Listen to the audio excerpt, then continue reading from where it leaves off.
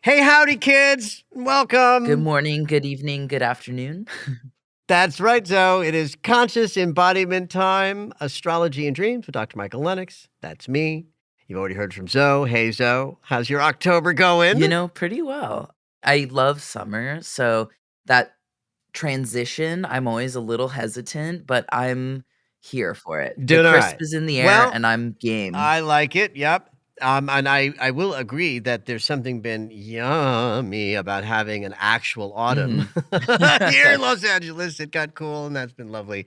And this, October is a juicy month, and it's already been sort of like juicy with Venus and, wrapping up her cycle last week and some other stuff that last week brought. And by the time we get to Friday, we're in eclipse season. Like we got our first eclipse coming. And so the whole second half of the month is intensified with the wormhole between eclipses, and that starts on Friday. But let's start with a question, as we always do. Great. I'm loving the questions, kids. So this is from Jennifer. Jennifer writes, "Hello, Michael.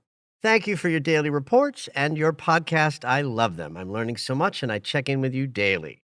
I am very curious about Uranus opposition. Apparently, I'm in mine. I'm 43. My birthday was in late July, and my Uranus is in my first house at 3 degrees of Scorpio. All kinds of big shifts and crazy things have been happening in my life for the past few years. But I'd say the biggest mental/emotional/spiritual/career shifts have taken place over the past year and seem to be speeding up. I've done a little research into it, so I have thoughts, but as I tend to resonate with your teaching over others, I didn't see that coming. I love that. I would love to hear your take on this and what we should or maybe shouldn't be paying attention to around this. Thank you so much. I'm looking forward to our next class. Jennifer. Oh, she's in my class. She's learning how to read her natal chart.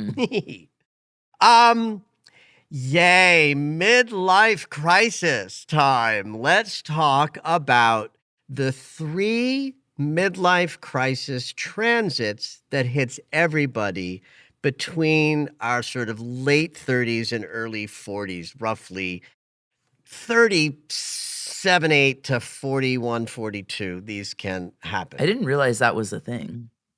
Oh, God, yes. Well, you've heard of the midlife crisis. Well, the midlife As a crisis, thing. yes. But then astrologically, I only know about the Saturn return.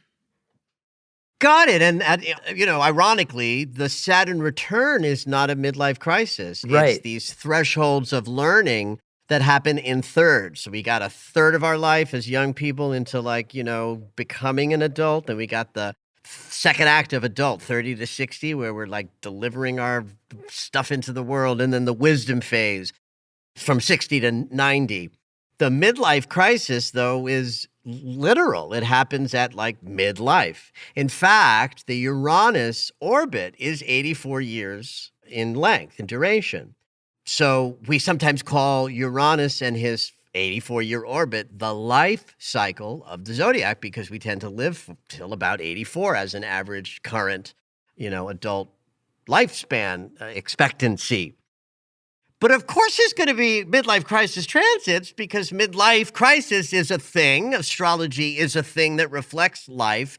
And how, astrology wouldn't be worth its salt if it didn't have transits that hit everybody around the same age that might cause a crisis. And lo and behold, there are 3 transits that everybody moves through from their late 30s to their early 40s that we would call midlife crisis transits. The first one is Pluto square Pluto. That's when Pluto has moved 90 degrees since you were born. This happens anywhere between, say, 37 and 42, tends to be more on the earlier side of that. And this is the crisis of power and authority. Who has it? And when it's navigated well, the person comes out on the other side of it, understanding that the answer to the question of who has the power is me. Mm. Right? When we're younger, we're sort of struggling against power struggles where we think the power's outside of us. We don't have it. We feel disempowered. And then when we get to Pluto square Pluto, we move through crises of navigating power such that we move through that square more aware that the power that we seek outside of us, we have inside of us. Another transit that happens around 40 or so, also between the range of 38 and 42, but I've seen it more just at around 40, is Neptune square Neptune. So similarly, you've got a planet that has moved 90 degrees from the birth placement of the planet, and now we've got Neptune in a square with itself from birth. This is a transit about meaning. Neptune is the planet through which we connect to inspiration, intuitive guidance, spiritual connection, and therefore the meaning that we ascribe to life is something that Neptune sort of generates and offers us. So what does my life mean? What do I believe in? And at the Neptune square Neptune, we often move through a crisis of faith, or a crisis of meaning. Like the Neptune square Neptune's a little bit like the Scrooge mythology or the It's a Wonderful Life, right? Where both of those characters get a glimpse of what life would be like without them, and they wake up the next day with great sense of meaning. So that's the Neptune square Neptune. But the big kahuna of the midlife crisis is, in fact, the Uranus oppose Uranus. So it takes about 40, 41, or 42 years for Uranus to move 180 degrees from where he was when you were born.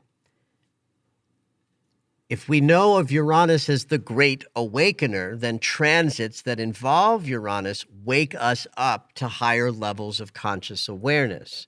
And so moving successfully through the Uranus opposition will leave us operating at a higher level of awareness. But Uranus also trucks in freedom. Our desires to be free are reflected by Uranus and the sign that he rules, Aquarius. So that when Uranus transits occur, or transiting planets hit someone's natal Uranus, one of the shadow artifacts of any transit that involves Uranus can be a need for freedom, a desire for freedom, a feeling like your freedom is being taken away from you. And so the Uranus opposition is like the transit that has, men in their 40s buying a red sports car.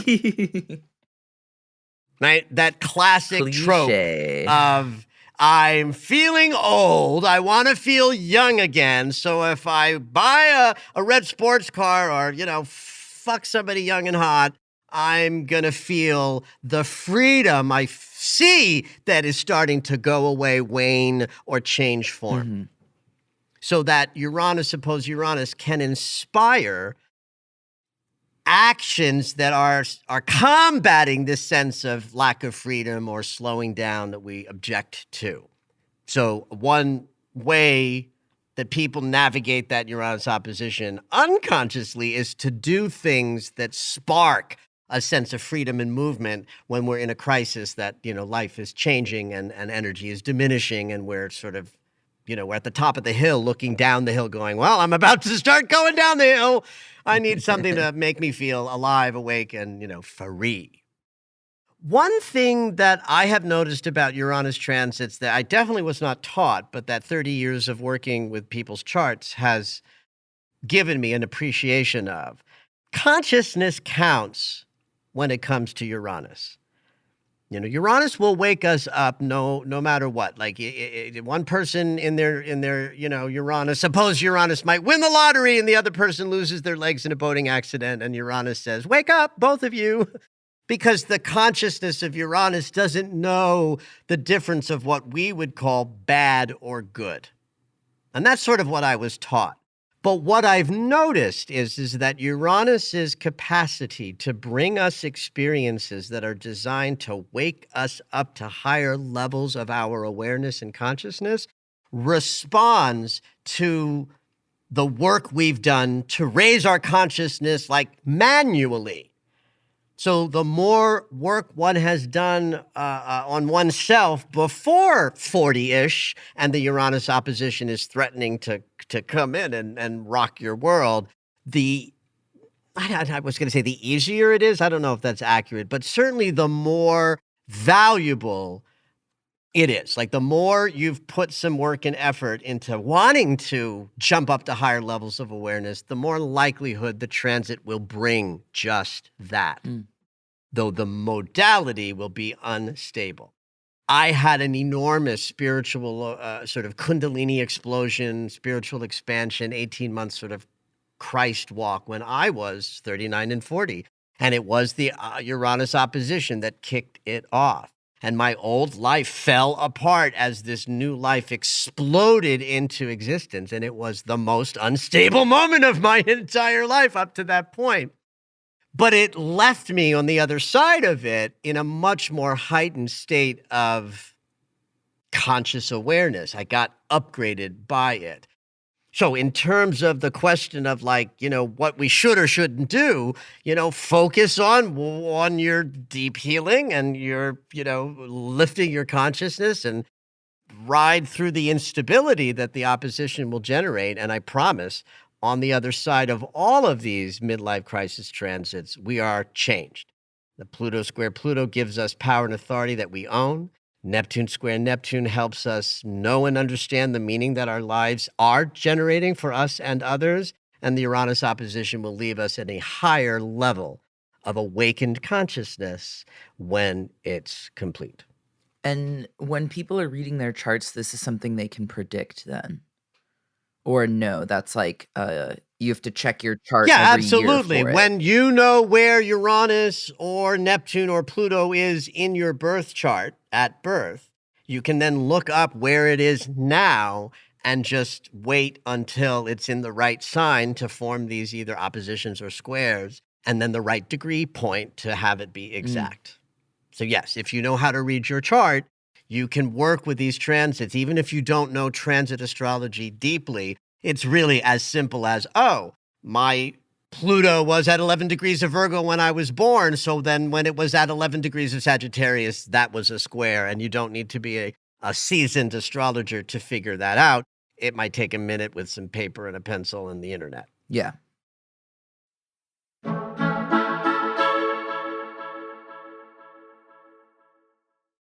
Yesterday, today, and tomorrow are very interesting days in the world of Venus. We've just been through a crazy retrograde with Venus in Leo. She stayed there for quite some time and helped us sort of process how we give and receive love through June, July, August, and September. So when she hit 28 degrees of Leo last week, that was the end of her actual retrograde cycle based on the geometry. And then a few days later, yesterday, she left Leo and moved into Virgo. So we've got Venus in Virgo for a couple of weeks, bringing us process, integration, putting things together, figuring out where the healing has left us.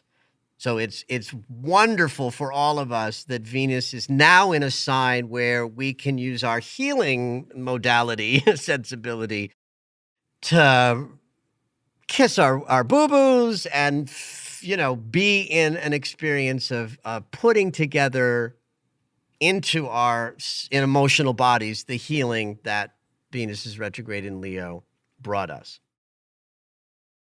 Last week, I also talked about Black Moon Lilith entering Virgo. So it was interesting that Black Moon Lilith, a deep shadow point that allows us access to places below the surface of our unconscious that we typically can't get into, where we can do some work with things that are below the awareness that we typically have. That's the value of this shadow point. So the fact that Venus and Black Moon Lilith are coming together by conjunction today makes this weekend that we're coming out of, today and tomorrow, sort of an important moment to really just take stock. What did you learn from the last couple of months? It's the Dorothy and Glinda moment where she says, well, actually, it's the Scarecrow says, well, what have you learned, Dorothy? That would be something I would encourage all of you to spend some time after you listen to this podcast, just considering what you have learned, what has shifted in your heart, because not only do we have Venus and Black Moon Lilith coming together today, which means we've got access to all kinds of below the surface awareness of how we relate to love, how our feeling body has been shifted and changed. And tomorrow, the Virgo moon will conjunct them both. So then the unconscious gets into the act. So I see this, the beginning of this week, as a profound integration moment where we can sort of say, oh, it's like the debrief, right? It's the debrief. We've just been through a big process. We're now done. We've mopped the sweat off our brow. We've changed our clothes, and we're ready to leave the institution where the process happened. But first, we sort of sit down and we review all that's happened, do some contextualizing and some, awareness, processes. Even if you're not moved to do that, I can leave you with this. It's over. It's done. I'll call this the wrap party, where we're all on set, we're having a drink, we finished a mighty process, and we get to sort of revel in the doneness of it. And we're good to go for a year or two till Venus's next retrograde cycle.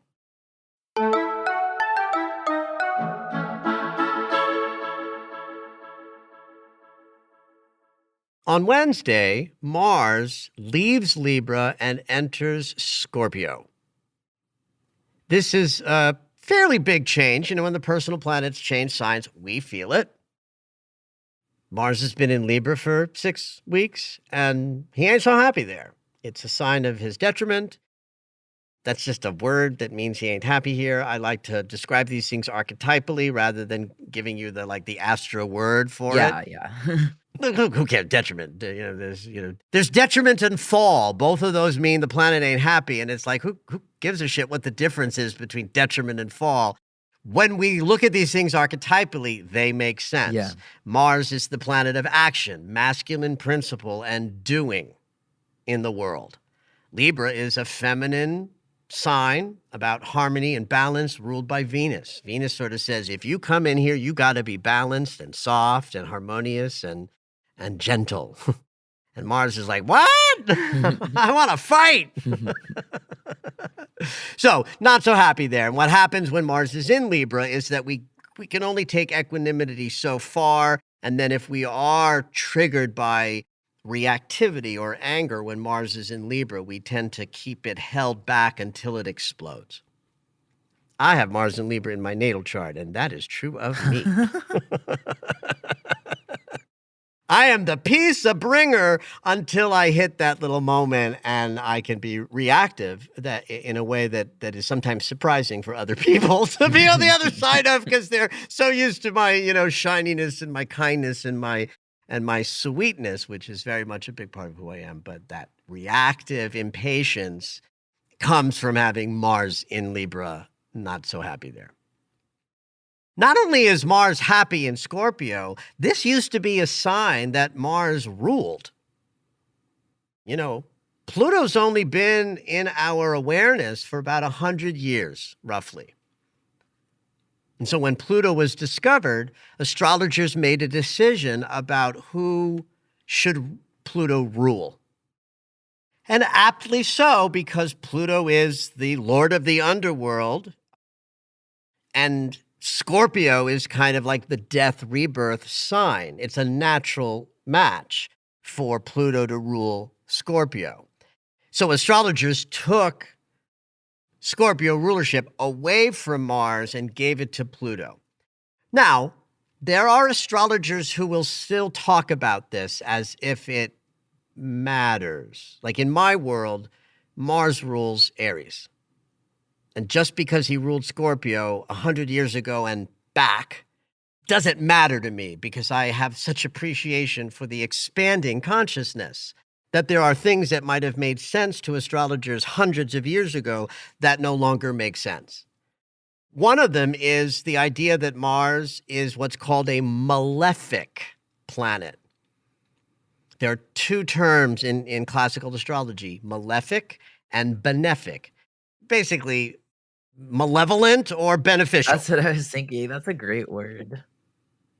It's a great word, but I hate it because Mars is not evil. Yeah.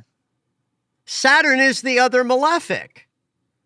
So the idea was that superstitious people hundreds of years ago needed to contextualize the world into good and evil because that's what a simple mind does. And I'm simple mind, I mean like, a simpler time. We knew less. Yeah. So we had to explain evil archetypally. And so we just said, well, there's evilness, we call it malefic, and those two planets bring that. I don't teach this. I might mention it so that I'm being responsible as an astrologer. I wouldn't want anybody to say they learned from me and then not know what malefic and benefic are. But it becomes important for me to talk about like that. I don't ascribe to these things because they don't make sense in a modern world. Life is not good or evil. Life is complex, and there's really no such thing as evil, though people do awful and evil things. I don't have a belief that the world has inherent goodness and inherent evil, like, energies floating around going, ooh, I'm going to be evil now. Right. I think we have the capacity to do evil things. Some people trek with evil more than others, but I just don't. I reject the idea that Mars should be thought of in this way. But back to the true value of Mars having a classical rulership relationship with Scorpio is that for the next 6 weeks, our actions, our decision-making, how we process anger and our physical bodies and our sex lives, how we approach goals and ambitions, all of the Mars things are more empowered because of Mars's comfort in this sign. He is at home here. And so we will be at home with all of those things that Mars consciousness brings. Like just like with anger and reactivity, Mars in Libra is problematic because the first impulse will be to hold back and keep the peace. But if the anger stays, then Mars will explode. And that won't happen with Mars in Scorpio. There's an immediacy to Mars's masculine energy when he's at home in a sign. One could argue that for the next 6 weeks, because that's how long Mars will stay in Scorpio, that everything could be a little more intense because Scorpio is a sign of intensity. And Mars moving into that territory is going to allow us in our bodies to be easily moving through intense experiences, generating intense experiences, and fielding them as well.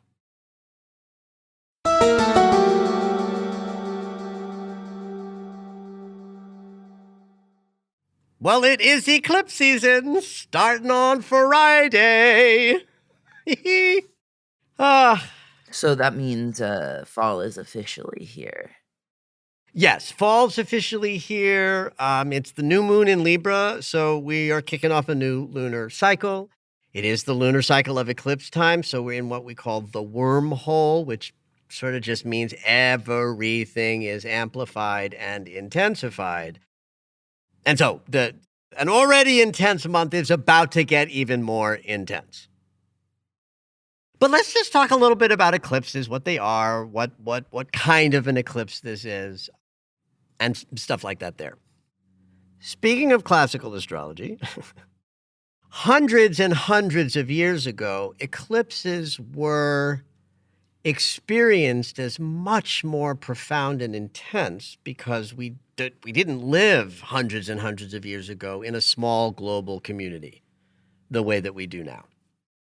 In fact, if you go back thousands of years, if a total eclipse occurred somewhere where it was visible, because eclipses are not fully visible from everywhere on Earth, they're only visible from certain swaths of the planet, that culture would have thought for a moment that the world was ending. Like, just imagine, you have no context for this, and all of a sudden the midday sun goes black, Yeah, that's right? You're going freaky. to think the world is ending, Yeah, for right? sure. So think about that. Even though eventually we became more civilized, we started to gather in urban centers, and culture and life started to rise up in the West. Now we're talking about after the old cultures that got destroyed with a fire at Alexandria, where all of the previous knowledge was lost. If we didn't lose all that knowledge, astrologers in those centuries might have had some better awareness of the world to be operating with, but we lost all of the ancient knowledge at a certain point. And so even as we started to gather in civilization and communities and urban centers where then ruling families and royalty had astrologers sort of guiding the proceedings, we would still have this, oh my God, an eclipse means like the world is coming to an end or some great thing would occur. They became portents of future events in this way. So the court astrologer would see an eclipse coming, would, measure the transits that were happening, and would go to the king or queen and say, oh my God, this eclipse means war is coming. And then eventually war would come. And maybe it connected to the eclipse, or maybe it just was connected to that shit happens. And eclipses that seem to portend future events may or may not have actually been the portent that it imagines itself to be. What I think today is that bad stuff happens all the time, and so do eclipses, right? So I don't think eclipses are such portents of future events as they were. I think that was an illusion of consciousness.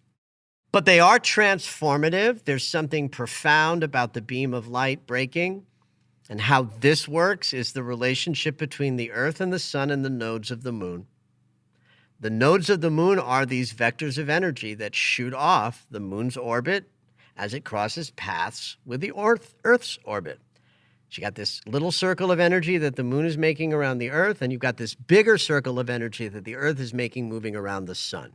And the little circle sits on top of the big circle, which means they intersect at a certain point. The whole thing obviously is dynamic and moving, but this moon's orbit sits on top of the Earth's orbit. They intersect at a certain point, and then there's an energy that shoots out in front. That's the north node. One that shoots out the back. We call that the south node. These are principles of physics and moving bodies. They're not like woo-woo. They're not made up. It's like science. And when the Earth and the sun and the north node are lined up, we have an eclipse. And then the sun moves over 6 months towards the south node, and we have another eclipse. So every 6 months, we're having these moments where the shadow is breaking the beam of light because the angles are just right to do so.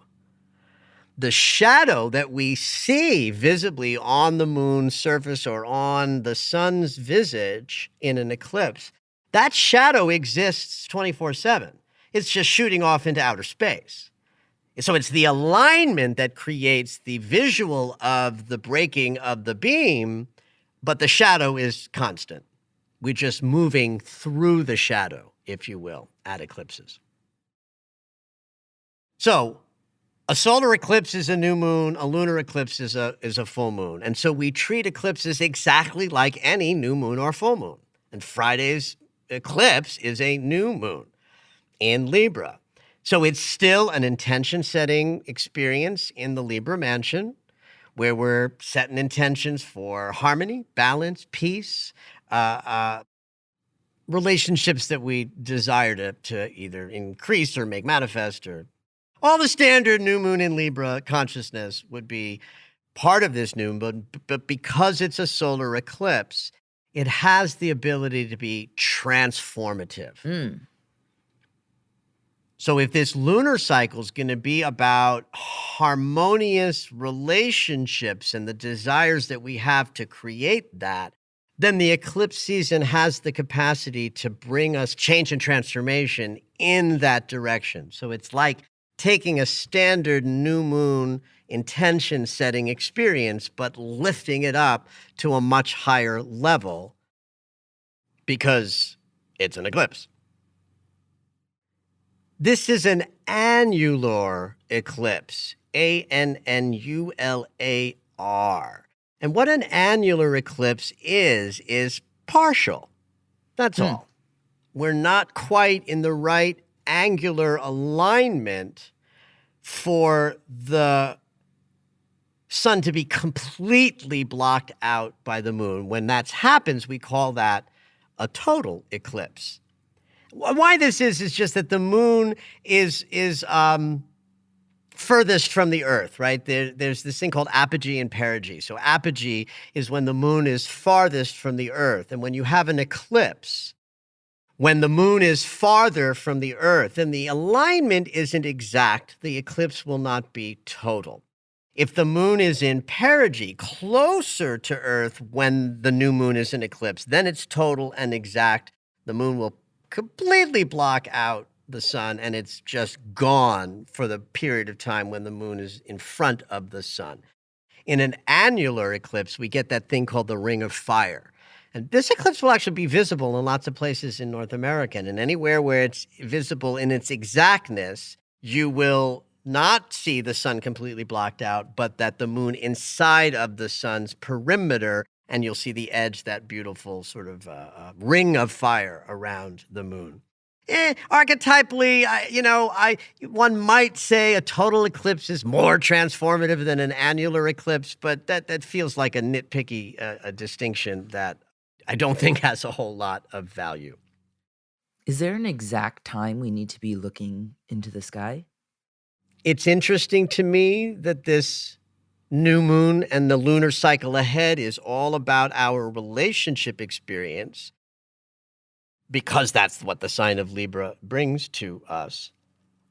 But it's fascinating that that's what the eclipse season is about after a Venus retrograde. First of all the eclipses with the North Node in Aries and the South Node in Libra are going to be about our relationship experience, all relating, not just our romances, kids. When I say relationship, I mean all of your, self and other interactions. But that's the nature of Aries Libra. That is the relationship trajectory in the zodiac. And so the signs that the nodes are in indicate, what signs the lunations are in. So we're in this relationship-driven lunar cycle where we're setting intentions for richer, better, higher functioning, more yummy relations in our lives. Venus, now in Scorpio, still close to Black Moon Lilith, so there's lots of juice and shadow material available in what Venus is bringing to this eclipse. And they are in a direct opposition with Saturn. That means this is a lesson learning eclipse and new moon in Libra and lunar cycle that will have us focusing on our relationships. So you might use the new moon piece to set intentions for rich and yummy relationship experiences. And then over on the side, Venus and Black Moon Lilith in conjunction opposing Saturn. You got Saturn saying, oh yeah? You want that? Are you willing to do the work you need to do to receive that, to be ready for it, to actually have something to give as well as your ability to receive? Now, of course, we should all be in much better sort of position around how we give and receive love because of Venus's retrograde. So I don't see this as something to shrink back from and say, oh, gee, that sounds hard. I would say go forward, set intentions with great gusto, and just know that Saturn and Venus in an opposition tell us that the kind of relationship that we desire, that we might set intentions for, might take a little bit of work to be in the readiness of. The fact that the new moon is squaring Pluto makes this an even more sort of intense lunation. That you can guarantee that Thursday, Friday, Saturday are going to be pretty intense energetically, because a new moon that's an eclipse in the conflict and obstacle energy with the planet that holds our unconscious, our power and authority stuff, our relationship to our own underworld. That's a very intense, transformative energy built right into a lunar cycle. Again, the intentions you set have these sort of backdrop, sort of addendums to them. Like I already said, Venus opposing Saturn, the addendum there is you might have to work hard at being ready to receive the relationship that you put into your intentional desires. And the square to Pluto says some things might have to change in order to receive and manifest the desires that you're placing into your intention setting at this time. Mars, who's just moved into Scorpio, is trining Saturn. So now you've got both Venus and Mars making contact with the great teacher as we move into the eclipse wormhole. I think this sets us up for right action. Mars is how we choose and decide and act. Saturn keeps us on the straight and narrow. And so a trine between Mars and Saturn sort of sets us up, first of all, to be moving at a slow and steady pace as opposed to impulsively and reactively. It helps us honor the lessons we've already learned so that the decisions we make and the actions we take with Mars moving through Scorpio have kind of this setup in this new moon to be grounded in right action, slow and steady pace, non-reactivity, moving with some care and some caution, because as we do that, we don't miss anything and we're guided by our inner wisdom. So both Mars and Venus touching in with Saturn during this new moon means our emotional body and our physical body are both taking guidance from the wisest part of us. So if I talk about Saturn, I'm not just talking about the planet out there in the solar system that's making these geometrical connections.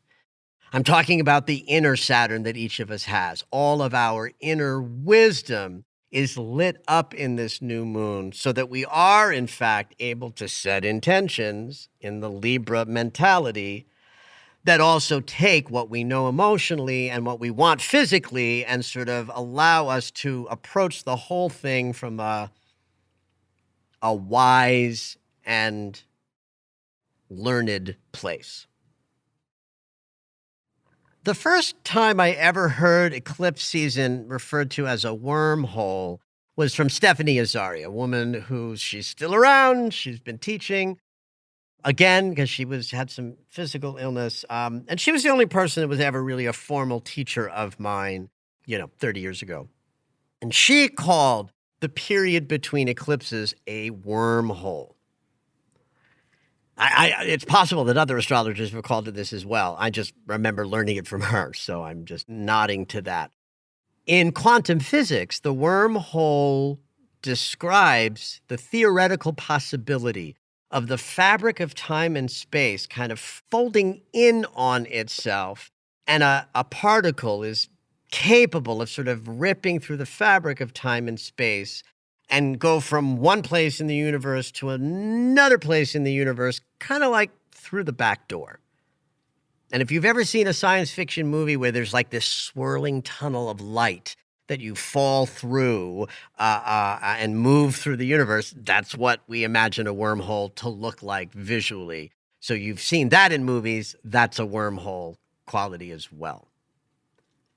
I think the sort of psychological, energetic wormhole that we are talking about comes from the idea that energy is powerfully amplified during an eclipse. So it's not just the new moon on Friday and the full moon that follows 2 weeks later that are both eclipses. It's every minute in between has an added extra sense of intensity, fast movement, transformative experiences, and high-level occurrences that might not happen were we not in the wormhole between eclipses. And if that language is too sort of like, woo-woo or abstract, you can just think of it this way. The next 2 weeks, starting on Friday, are going to be extra intense because we're in eclipse season. Put on your seatbelts and have at it. Did you know that Michael has a daily astro alert? If you enjoy hearing the weekly astrology, you might like knowing more about each day. When you subscribe for the daily astro alerts, you'll get an in-depth explanation of the day's astrology sent right to your email. Subscriptions are only $10 a month, or you can purchase the yearly subscription at the reduced price of $100. To subscribe, head over to michaellennox.com.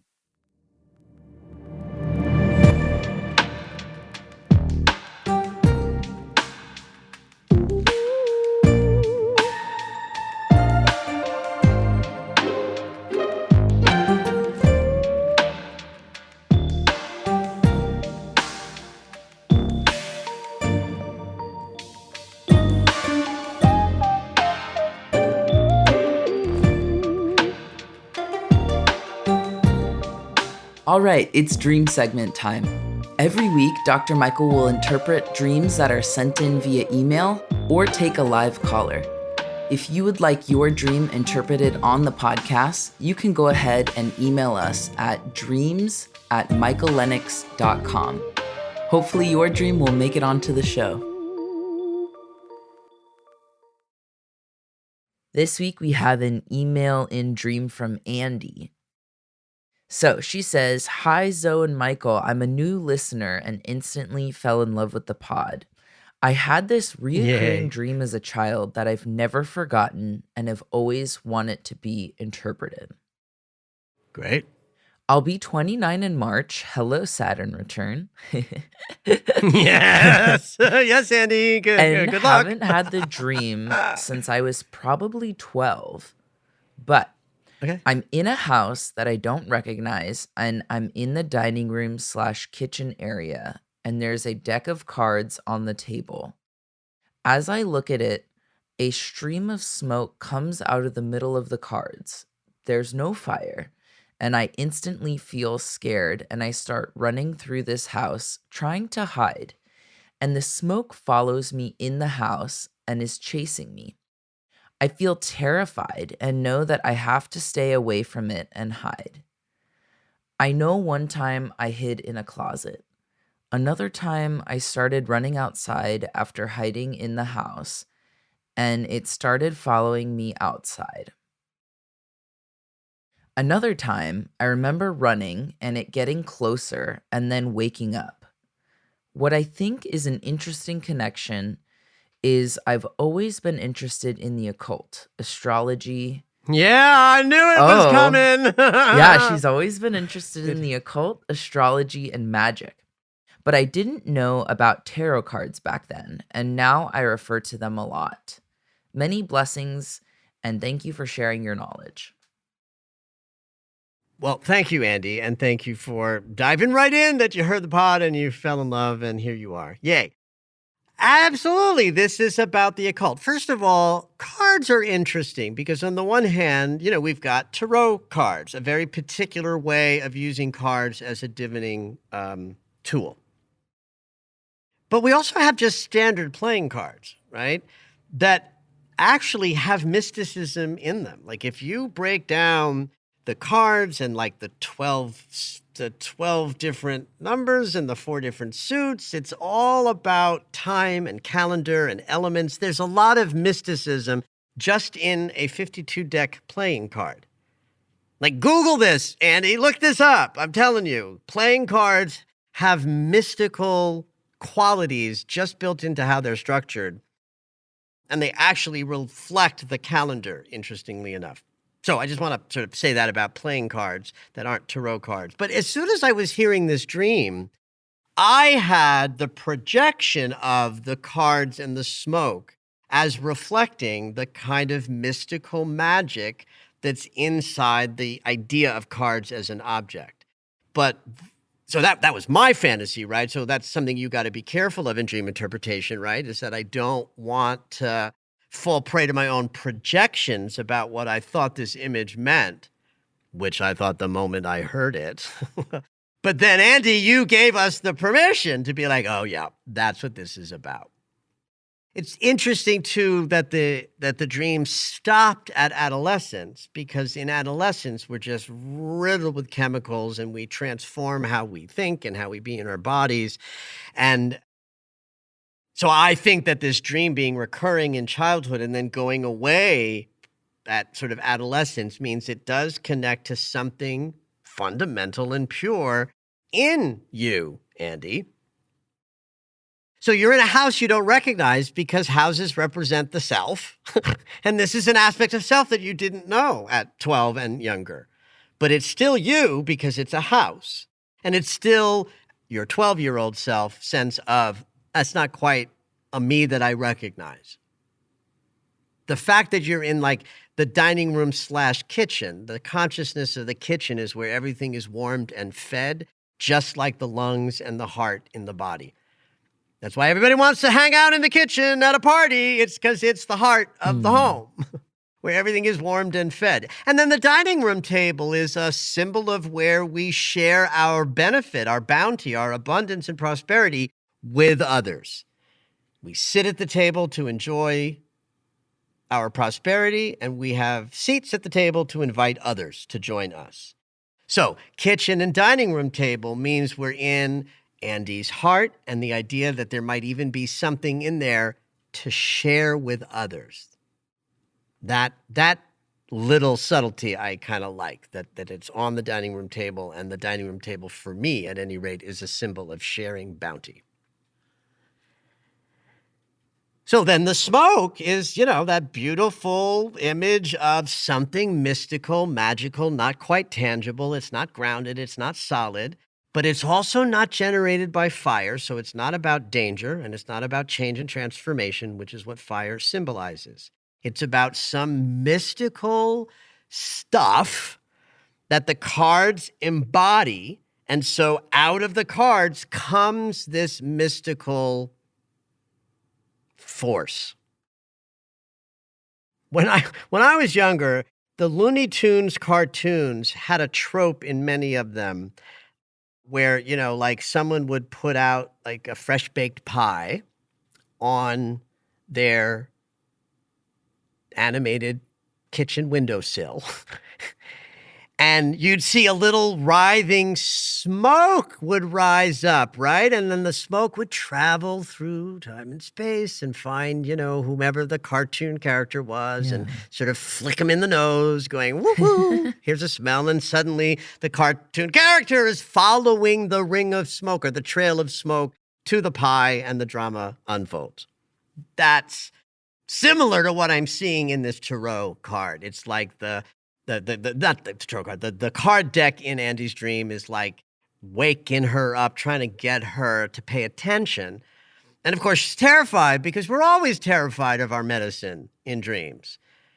I've talked about this about animal dreams, I think recently, even on this podcast, where people tend to be frightened of certain dreams that an animal totem shows up in. And my interpretation of those dreams is still that the dream is reflecting, this is your medicine, even if you're afraid of it, and maybe even more so because you're afraid of it, that we tend to be afraid of our strength, our power, our magnificence at first.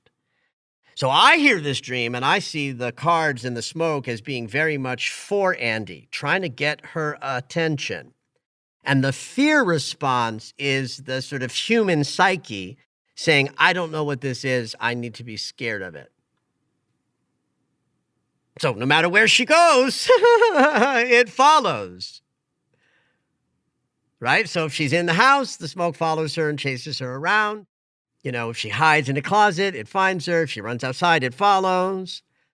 So when she then said, by the way, Michael, I've also been very interested and attracted to the occult. And it's like, I come full circle, and the impulse that I had when the dream started gets to come roundabout to the end, and I go, yes, this is a dream that Andy's childhood self was using to get her attention around mystical and occult sensibility that's absolutely in there and part of who she is and was. I think adolescents come along and just interrupted that because puberty starts and we just become engrossed with that transformation.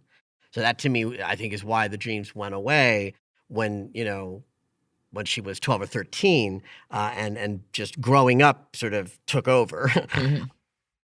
But what I love about the dream to Andy's, say, like 10 and 11-year-old self, even if at that time she would have had no association with tarot cards or divination or oracle card reading, but later her adult self would, and her adult self, once discovering that that's a part of divination, even if she's not deeply connected to tarot or wasn't as a child, that she, as an adult, learned about a tarot card, could put together in her memory this dream from childhood where a card deck was expressing its divining capability with that little smoke that came up, that her little psyche was being introduced to something that wouldn't make sense in childhood, but that would make sense as an adult interested in exploring and learning and steeping some of her life, at least, in